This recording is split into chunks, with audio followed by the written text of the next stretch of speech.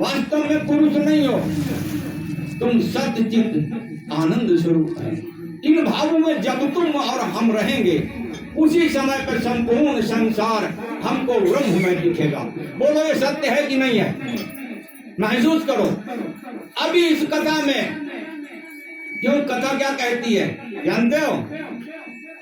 कथा कहती है कि पूरा जीवन हर मनुष्य का ये सत्संग एक दर्पण होता है। इस सत्संग में अपना कर्म हमको दिखना चाहिए।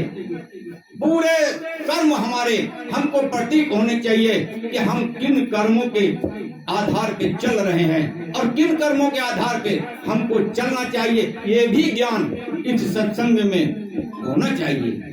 सत्संग एक ऐसा दर्पण है जो भगवान के प्रेम का स्वरूप है, क्योंकि जहाँ कथा होती है वहाँ भगवान होते हैं। जहाँ भगवान की लीलाएं होती हैं, उनसे जो प्रेम करते हैं भगवान वहाँ होते हैं। जहाँ धर्म तो दिखता बहुत है, लेकिन भगवत प्रेम हृदय में नहीं है, वहाँ भगवान कभी नहीं जाते। भगवान वहीं जाते हैं जहाँ श्रद्धा होती है, प्रेम होता है, जहाँ धर्म होता है और जो लोग भगवान के चरणों से प्रेम करते हैं। इसलिए हम लोगों को ये चाहिए, एक अभ्यास बनाओ, चाहे नाम का आधार लो, चाहे भगवान के स्वरूप का आधार लो, चाहे भगवान सदगुरु रूप के आज्ञा में रहने के अभ्यास करो, कुछ भी ऐसा करो। देखो हम लोगों का जो स्वभाव है ना, वो 84 लाख योनियों वाला है, क्योंकि हम चूहे भी बने हैं, बिल्ली भी बने हैं, शेर भी बने हैं, चीता भी बने हैं, पेड़ पौधे भी बने हैं। अब हमारे संस्कार तो वो हैं, तो हमको अच्छा वो लगता है। ईर्ष्या बहुत अच्छी लगती है, क्रोध बहुत अच्छा लगता है। क्यों? इसलिए लगता है कि हमारे संस्कार वो हैं। अरे मनुष्य शरीर पाया है, इस समय पर ऐसा संस्कार बना के ले जाओ कि तुम्हारी दृष्टि में हमेशा ब्रह्म में रहे, ईश्वर में रहे। तो ये ऐसे नहीं होगा, सद्गुरु वचन से होगा। ऐसे नहीं होगा, जब तक संतों से प्रेम नहीं करोगे तब तक ये नहीं हो सकता है। और दूसरी चीज, संतों से प्रेम करने से मतलब क्या होता है जानते हो?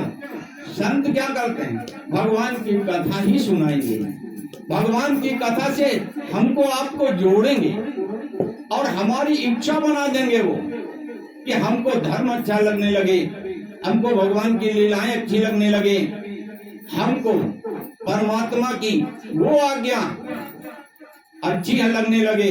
सत्यम वद धर्मम च, हमको ये अच्छा लगने लगे तो हमारा अपने आप स्वभाव भी बदल जाएगा, दृष्टि भी बदल जाएगी, सब कुछ बदल जाएगा।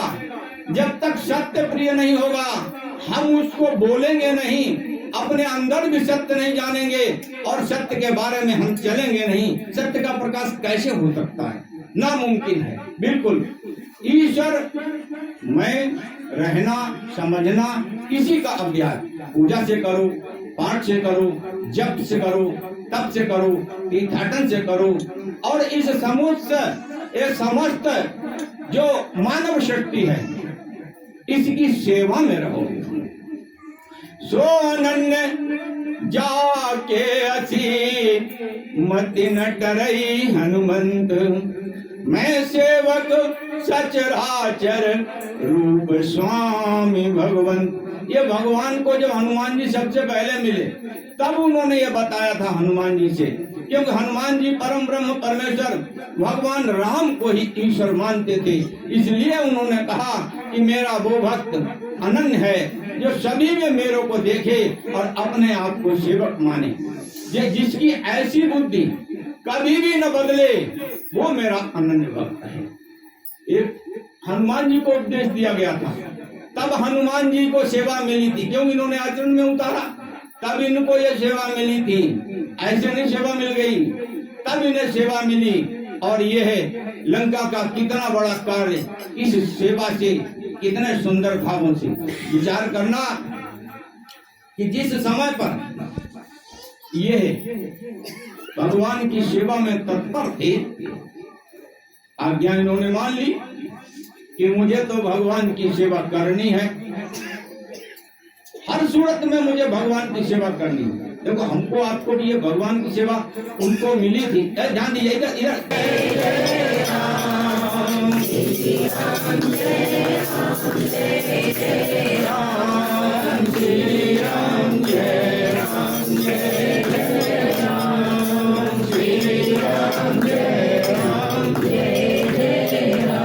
सच्चिदानंद भगवान।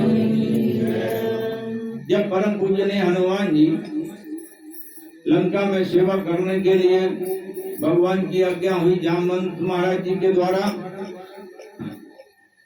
तो ये चल दिए। अब जब हृदय में भगवान की सेवा आई हनुमान जी के, तभी इन्होंने देखा कि जो और बानर की जो इनके साथ टीम थी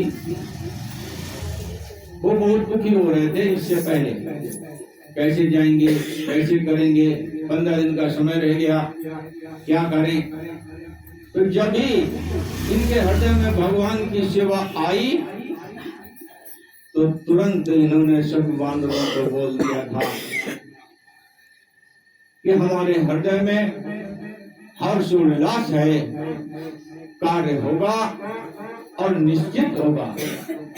आप सब लोग हमारा इंतजार करना और हम इस कार्य को करके आएंगे। तो कहा इन्होंने, जब हृदय में प्रभु जी के सेवा आई, ऐसे सुंदर सुंदर भाव बनने लगते हैं। इस संसार में जब हम प्रभु जी की सेवा मान के परिवार की सेवा करें, प्रभु जी की सेवा मान के हम दुकान में बैठे हुए ग्राहकों की सेवा करें, सुंदर भाव आने लगेंगे एकदम। कोई कहीं जाने की जरूरत नहीं, अपने आप आने लगेंगे। हम कथा कर रहे हैं, भगवान को कथा सुना रहे हैं, आप लोग कथा सुन रहे हैं, सुंदर भाव हमारा बनेगा। आप कथा सुन रहे हैं, मैं कथा सुना रहा हूँ, ब्रह्म भाव नहीं बनेगा, न भगवान से प्रेम होगा। इसी प्रकार से संसार का जितना काम करोगे, संसार से जुड़ोगे, सुंदर भाव नहीं बनेगा, कल्याणकारी भाव नहीं बनेगा। हृदय यही है हमारा, ये समझ लेना अच्छे से। हृदय यही है। इस हृदय में सामने जब भी हम दूषित वातावरण में जाएंगे, यही हृदय मन बुद्धि चित्त अहंकार अपवित्र हो जाएगा। और जब हम इसी संसार में प्रभु जी की सेवा मान के करेंगे तो तब हमारा वैकुंठ में स्थान बनेगा। ये समझ लेना अच्छे से। वैकुंठ में अगर जगह बनानी है, भगवान के चरणों से प्रेम करना होगा, हर रूप में करना होगा, हर परिस्थिति में करना होगा, हर जगह करना होगा। जैसे भी रहोगे, जहां भी रहो, अपने प्रभु जी के चरणों का प्रेम करने का अभ्यास करो। क्योंकि हमारा आपका जो स्वभाव है उत्तम स्वभाव नहीं है।